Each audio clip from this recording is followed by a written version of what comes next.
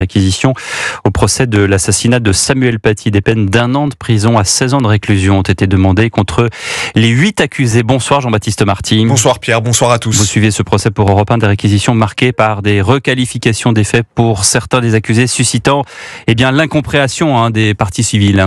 À la sortie de la salle d'audience, la déception et l'incompréhension se lisent sur les visages des parties civiles. Maître Thibault de Montbrial, avocat d'une des sœurs de Samuel Paty. Ils sont avec lui en permanence, ils passent avec lui les 2 derniers jours, ils le conduisent, ils font plusieurs trajets en voiture, ils vont acheter des armes. Il leur fait une accolade d'adieu et malgré tout ça, ils ne savaient pas qu'il allait commettre un attentat. Et pour cause, quelques heures plus tôt, les avocats généraux requièrent l'abandon des poursuites pour complicité d'assassinat terroriste pour Naïm Boudaoud et Azimeb Sirkanov, les 2 amis d'enfance d'Abdullah Ranzorov.